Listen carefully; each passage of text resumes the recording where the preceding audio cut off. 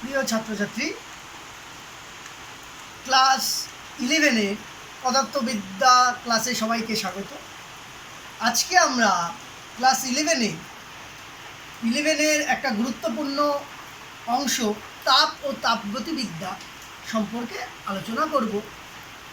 এই তাপ ও তাপগতিবিদ্যা এই অংশটা তোমাদের কাছে তুলনামূলকভাবে অনেকটা সহজ মনে হবে, কারণ যেহেতু তোমরা ক্লাস 10 পরীক্ষা দিয়ে এসেছো ইতিমধ্যেই, রেজাল্টের অপেক্ষায় আছো।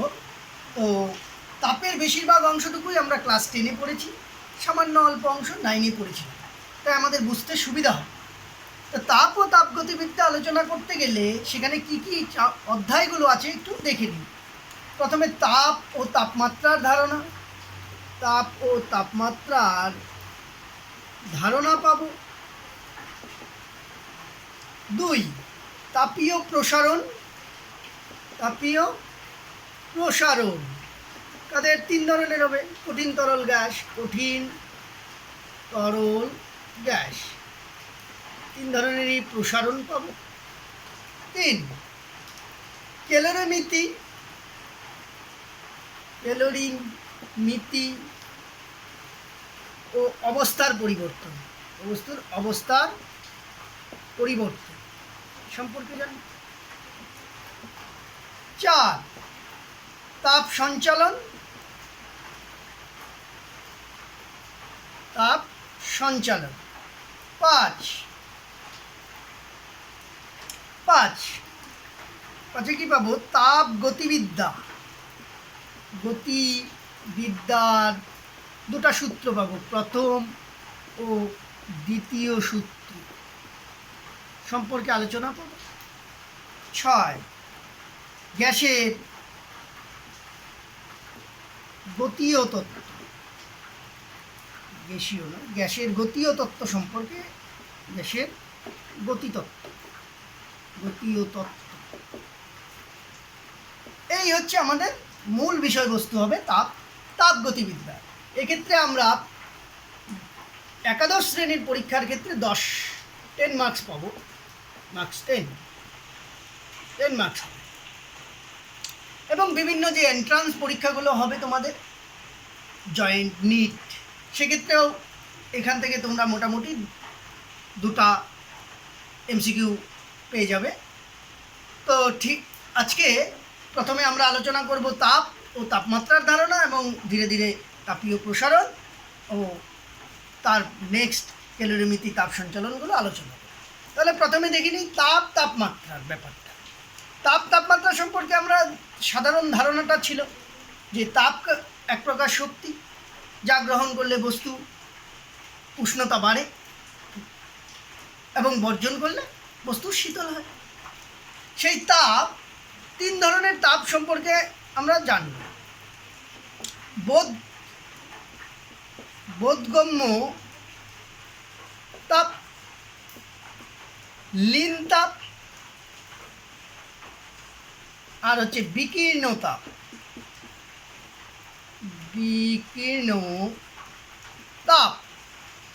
তাহলে বোধগম্য তাপ হচ্ছে যে তাপকে আমরা পরিমাপ করতে পারি, সেটা হচ্ছে বোধগম্য তাপ।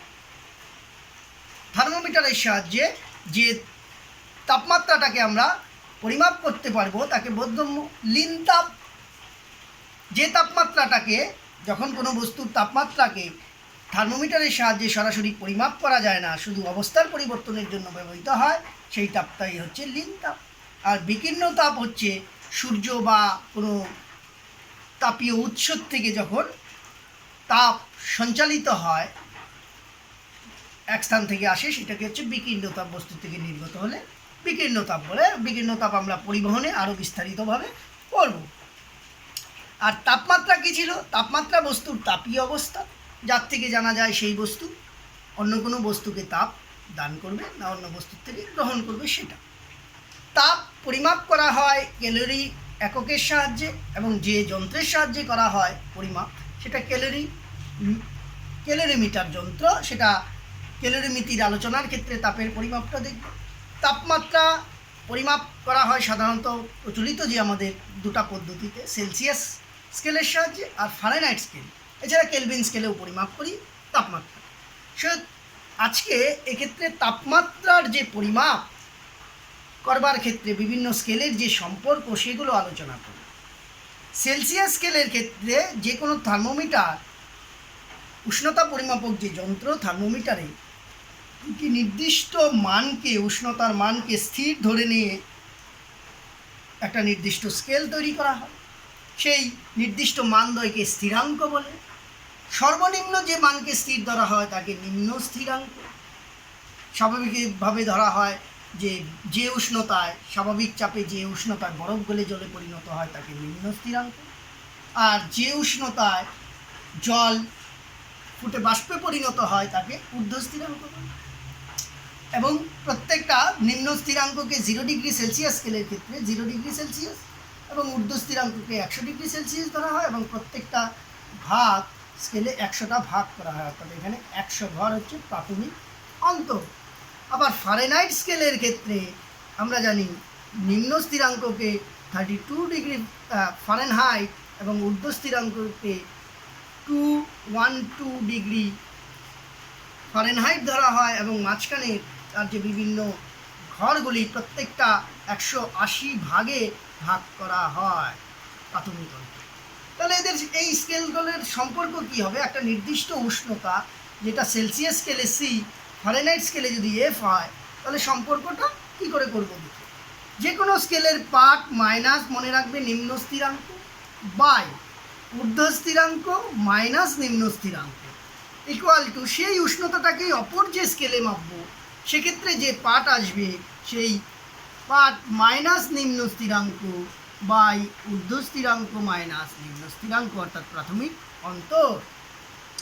তাহলে এক্ষেত্রে দেখো তোমরা কী হবে, C by 100 equal to F minus 32 by 180.5 C by 5 equal to F minus 32/9। তাহলে বুঝতে পারলাম এটা ছোটোবেলায়ও আমাদের ছিল। তাহলে এই ফর্মুলার সাহায্যে আমরা সেলসিয়াস থেকে ফারেনহাইট, ফারেনহাইট থেকে সেলসিয়াস আসতে পারবো। এবার যদি আমাদের কেলভিন স্কেলের সঙ্গে দেখতাম যে কেলভিনে কী ছিল, নিম্ন স্থিরাঙ্ক 273 কেলভিন, 373 হচ্ছে ঊর্ধ্ব স্থিরাঙ্কটা, তার যে প্রাথমিক অন্তর 100। তাহলে সেলসিয়াস স্কেলের সঙ্গে যদি এটাকে করি আবার, তাহলে কি আসবে দেখি সেলসিয়াসের সঙ্গে, সি -0 বাই 100 - 0 ইকুয়াল টু কে, কেলভিনে ধরে নিলাম কে ছিল উষ্ণতাটা, কে মাইনাস 273 মাইনাস 73 মাইনাস 270 और सी बाई 100 इक्वल टू के माइनस 330/100, 100 कैंसिल, और सी इक्वल टू के माइनस 273। বুঝতে পারলাম এটা সেলসিয়াসের সঙ্গে কেলভিনের, আমরা জানি যে সেলসিয়াসের সঙ্গে 273 প্লাস করতে হয়, যে K equal to 273 plus C. বুঝতে পারলাম আজকে কী করে আসলো ফর্মুলাটা। ফারেনহাইটের সঙ্গে সম্পর্কটা দেখি আবার, যদি ফারেনহাইট স্কেলের সঙ্গে দেখি কেলভিনের, ফারেনহাইট কী ছিল, 212 ডিগ্রি, গ্যাপটা ছিল 100, এই হচ্ছে স্কেলটা। এবার একটা উষ্ণতা যদি ফারেনহাইটে এফ, এখানে কে হয়, তাহলে এফ মাইনাস 32 বাই, একবারে করে দিলাম 180 ইকুয়াল টু কে মাইনাস 23/100, কাটবে 5 9, F minus 32/9 equal to K minus 27/5। বুঝতে পারলাম। আবার এইটা মানে আমরা জানি c/5, তাহলে তিনটা স্কেলেরই সম্পর্কটা আমাদের চলে আসলো। এই হচ্ছে আমাদের সম্পর্ক। এভাবে উষ্ণতার পরিবর্তন করতে পারবো যে কোনো স্কেল থেকে। এবার উষ্ণতার যদি বৃদ্ধিটা করি, বৃদ্ধি ক্যালকুলেশন করতে গেলে কি হবে তাকাও, ফারেনহাইট আর সেলসিয়াসটাকেই দেখাচ্ছি। সেলসিয়াসে 0 ডিগ্রি সেলসিয়াস, 100 ডিগ্রি সেলসিয়াস ছিল, ব্যবধান ছিল 100 ঘর। তাহলে 100 ডিগ্রি সেলসিয়াস বৃদ্ধি ইকুয়াল টু ফারেনহাইটে কী ছিল 32 ডিগ্রি ফারেনহাইট 212 ডিগ্রি ফারেনহাইট প্রাথমিক অন্তর 180 তাহলে 180 ডিগ্রি এফ তাহলে 1 ডিগ্রি সেলসিয়াস বৃদ্ধি মানে হচ্ছে 1.8 ডিগ্রি ফারেনহাইট বৃদ্ধি। এখান থেকে ছোট ছোট প্রশ্নগুলো থাকবে যে কোনো বস্তুর উষ্ণতা 35 এটা মানে কত 80/10 যদি করি 9/5 এত ডিগ্রি তাহলে কোনো বস্তুর উষ্ণতা 35 ডিগ্রি সেলসিয়াস বৃদ্ধি করলে ফারেনহাইট স্কেলে বৃদ্ধি কত হবে? তাহলে কি করতে পারবো আমরা দেখি 1 ডিগ্রি সেলসিয়াস বৃদ্ধি মানে হচ্ছে 9/5 ডিগ্রি এফ বৃদ্ধি তাহলে 35 ডিগ্রি সেলসিয়াস বৃদ্ধি মানে 9/5 into 35 equal to 6 degree F বৃদ্ধি। এই হচ্ছে আমার বৃদ্ধিটা। এভাবে করতে পারবো আমরা ক্যালকুলেশনগুলো তোমরা বইয়ে দেখে নেবে, বিভিন্ন উদাহরণ দেওয়া আছে সেগুলো করবে। আর কি স্কেলের সম্পর্কগুলোর থেকে আমরা করতে পারি যদি বলে যে একটি বস্তুর উষ্ণতা সেলসিয়াস ও ফারেনহাইট স্কেলে নির্ণয় করা হলো সি মাইনাস এফ, উষ্ণতার পার্থক্যটা 15 ডিগ্রি সেলসিয়াস, তাহলে সি বা এফ নির্ণয় করে। দুটি বস্তুর উষ্ণতা সেলসিয়াস ও ফারেনহাইট স্কেলে পার্থক্য হচ্ছে 15 ডিগ্রি সেলসিয়াস ও ফারেনহাইট স্কেলে কোনো বস্তুর উষ্ণতা পার্থক্য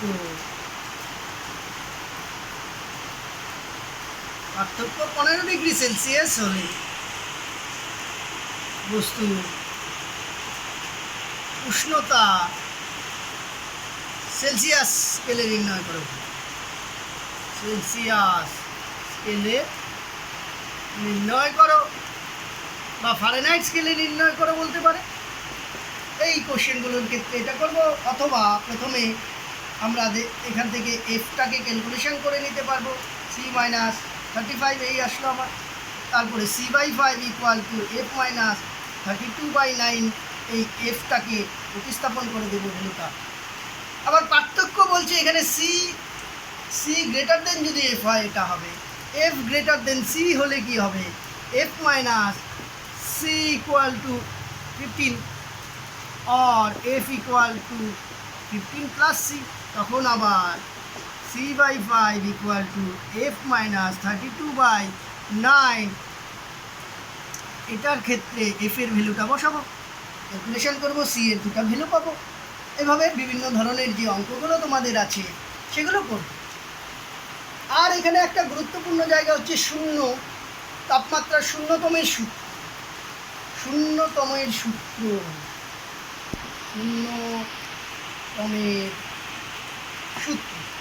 জিরোথ ল কি বলছে, এ আর বি দুটি বস্তু হয় যারা পৃথক একটা বস্তু সি এর সঙ্গে তাপীয় সাম্যে, এ আর সি তাপীয় সাম্যে, বি সি যদি তাপীয় সাম্যে থাকে তবে এরাও পরস্পর কী হবে তাপীয় সাম্যে থাকবে, মানে এ সি তাপীয় সাম্যে। আবার বি যদি সি এর সঙ্গে তাপীয় সাম্যে থাকে তাহলে এ আর বি পরস্পর তাপীয় সাম্যে থাকবে। এটা হচ্ছে শূন্যতমের সূত্র। যে ধর্মবস্তুর এই তাপীয় সাম্যটাকে নির্দেশ করে তাপমাত্রাকে তাপমাত্রা বলা হয়, বুঝতে পারেন? তার মানে হচ্ছে তাপের উষ্ণতাটা তাপ শূন্যতমের সূত্রকে ফলো করে। সাধারণভাবে আমাদের অঙ্কের হিসেবে যদি বলি তাহলে মনে হচ্ছে যে একই হবে, যে A C A equal to যদি সি হয়, বি ইকুয়াল টু যদি সি হয়, তাহলে এ ইকুয়াল টু বি তো হবেই, তাই না? কিন্তু পদার্থের ধর্মের সকল ধর্মের ক্ষেত্রে এই শূন্যতমের সূত্র ব্যবহার করা হবে না। যদি এটা ধরি লোহা হতো,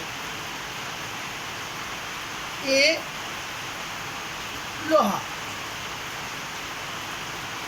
এ লোহা হলো, বি চৌম্বক হলো, কোনো একটা চৌম্বক পদার্থ, বি সিটা চৌম্বক হলো, বিটা যদি আবার নিকেল হয়, তাহলে আমরা কি দেখব? চৌম্বক ধর্ম যদি দেখি, চৌম্বক ধর্মের ক্ষেত্রে কি আসবে?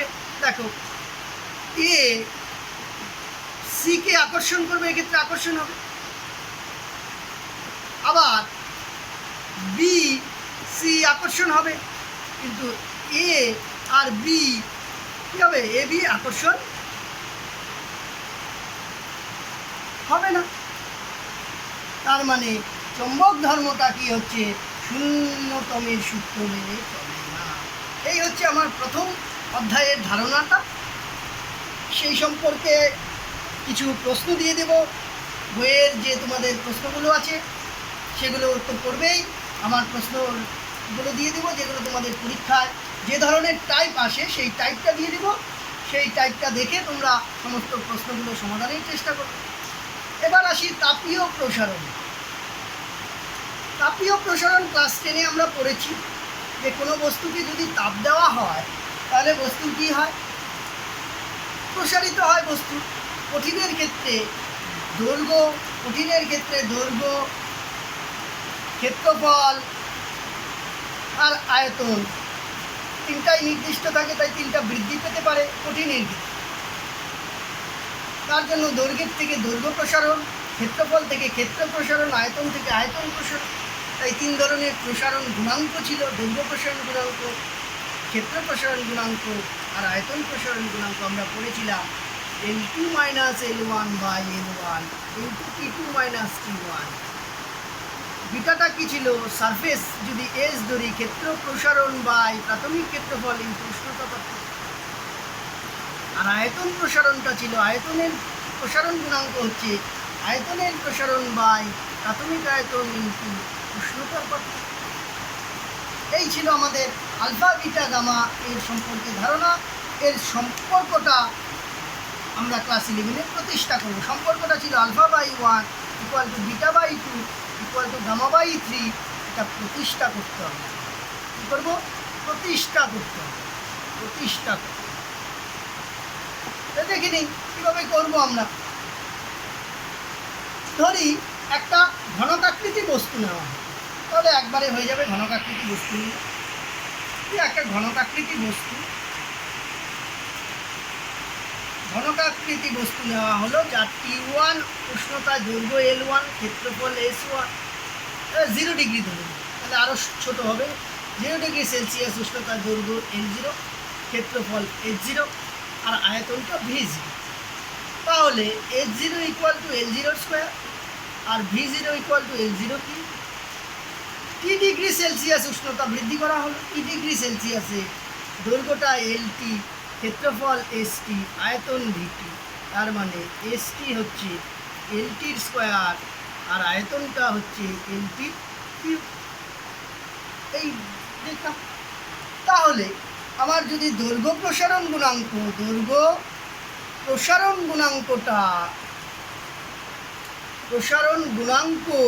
যদি আলফা হলে আমরা কি লিখতে পারি? Alpha equal to LT minus L0 by L0 into T minus 0। এবার যদি আমরা সাইড চেঞ্জ করি, LT minus L0 equal to alpha L0 T, বা একবারে লিখতে পারি LT হচ্ছে L0 1 প্লাস আলফা 2। এই ক্যালকুলেশন। এবার ক্ষেত্রফলের ক্ষেত্রে যদি করি, ক্ষেত্র প্রসারণ গুণাঙ্কটা যেহেতু বিটা, সুতরাং beta equal to ST minus H0 by H0 into T minus 0। একবারে করে দেব। এখান থেকে ST equal to H0 into 1 plus beta t লিখতে পারি 2। আবার STর ভ্যালুটা কী ছিল? LTর square equal to H0 one plus beta t লিখতে পারি, বা এলটির জায়গায় যদি মানটা বসাই যে L0 into one plus alpha t তার square equal to H0 one plus beta t, বা L0 square one plus alpha t তার square equal to H0 into one plus beta t, বা L0 স্কোয়ার মানে কি ছিল H0 one plus two alpha t plus alpha square t square equal to H0 into one plus beta t. এবার তুলনা যদি করি আমরা one plus two alpha t plus alpha square t square equal to one plus beta t, বা two alpha T equal to beta t, বা two alpha two alpha equal to beta. যেহেতু alpha খুব ক্ষুদ্র হয়, ক্ষুদ্র বলে উচ্চ ঘাতের রাশি নগণ্য ধরা হয়। বুঝতে পারলাম। আবার একই রকমভাবে তোমরা তাহলে আয়তনটা করে নিতে পারবে যে VT equal to V0 into one plus gamma T, এখানে LT তার কিউব বসাবে, তাহলে চলে আসবে ক্যালকুলেশান। তোমরা করে নিতে পারবে, নিজেরা করে নেবে। L0 one plus alpha t তার কিউব বসাবে, উচ্চঘাতের রাশি নগণ্য করবে, তাহলে দেখব আমরা এখানে 3 alpha T equal to alpha T আসবে, বা 3 আলফা ইকুয়াল টু গামা আসবে। 3 আলফা টি আর T not is equal to 0 যেহেতু উষ্ণতার পার্থক্যটা, সুতরাং আমরা এখান থেকে লিখতে পারি alpha by 1 beta by 2 equal to gamma by 3। এই হচ্ছে আমার সম্পর্ক, কঠিনের প্রসারণ গুণাঙ্কগুলোর সম্পর্ক, যেটা আমরা ক্লাস 10-এ শুধু জেনেছিলাম, আজকে প্রতিষ্ঠা করে দেখতে পারলাম। এই বিষয়ের অঙ্কগুলো করবে তোমরা। ঘনত্ব উষ্ণতার সঙ্গে, কঠিনের উষ্ণতার সঙ্গে ঘনত্বের পরিবর্তন, কঠিন বস্তু ঘনত্বের পরিবর্তন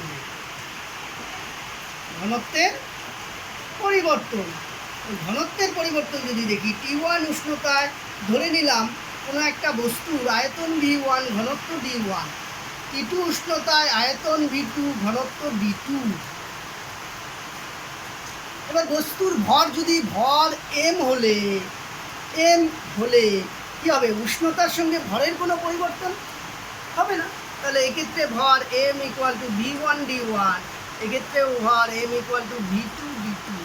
সুতরাং এখানে যদি আমরা করি তাহলে কি আসবে? V1 D1 equal to V2 D2, বা D1 equal to V1 equal to V2 D2 by V1। V2-র মান জানি আমরা আগের মতো V1 into 1 plus gamma T D1 by V1, V1 cancel, বা D2।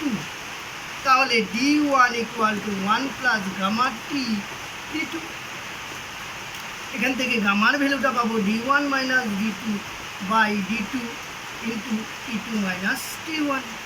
এই হচ্ছে ঘনত্ব দিয়ে আমাদের কঠিনের আয়তন প্রসারণ গুণাঙ্কের মান নির্ণয় করতে পারবো। তাহলে ঘনত্বটার সম্পর্ক যদি বলে কি পরিবর্তন হবে দেখে নিই। D2 বাই D1 যদি করি এই ফর্মুলার থেকে, এই যে এখান থেকে D2 বাই নিচে চলে আসবে 1 বাই 1 প্লাস গামা টি, বা D2 ইকুয়াল টু কি আসবে? D1 into 1 plus gamma T to the power minus 1, বা D2 ইকুয়াল টু D1, মনে রাখবে পাওয়ারটা ভিতরে চলে আসে উচ্চঘাতের রাশি যদি নগণ্য হয়। এই হচ্ছে আমার ঘনত্বের সম্পর্ক। এই জিনিসগুলো দেখবে তোমরা। প্রসারণের সুবিধে অসুবিধে সেগুলো তো তোমরা ক্লাস 10-এই পড়েছো, আবার দেখে নেবে। ছোটো ছোটো প্রশ্নগুলো দেখবে যে কত উষ্ণতায়, একটা নির্দিষ্ট উষ্ণতায় ঘনত্ব দেওয়া আছে, অপর একটি উষ্ণতায় তার ঘনত্ব কত হবে সেগুলো নির্ণয় করবে। এই বিষয়েরও নির্দিষ্ট কিছু প্রশ্ন তোমাদেরকে আমি দিয়ে দেব। সেই প্রশ্নের টাইপটা দেখে বইয়ে যত ধরনের বিভিন্ন বইয়ে যে সমস্যাগুলো তোমরা পাবে এই সম্পর্কিত যত সমস্যা আছে সব সমাধান করবে। ফিজিক্সের ক্ষেত্রে গুরুত্বপূর্ণ হচ্ছে এই সমস্যা সমাধানগুলো। এগুলো তোমরা যত বেশি সমাধান করবে তত তোমাদের বিষয়বস্তু সম্পর্কে ধারণাটা ক্লিয়ার হবে এবং তোমরা ফিজিক্সের প্রতি যে তোমাদের আগ্রহ সেই আগ্রহটাও বৃদ্ধি পাবে। তাহলে আজকে এই পর্যন্তই থাকবে। কঠিনের প্রসারণটা পড়ে নিলাম, তরল আর গ্যাসের প্রসারণ পরবর্তী ক্লাসে আমরা আলোচনা করব। ঠিক আছে, সকলে বাড়িতে থাকবে এবং সুস্থ থাকবে। ঠিক আছে।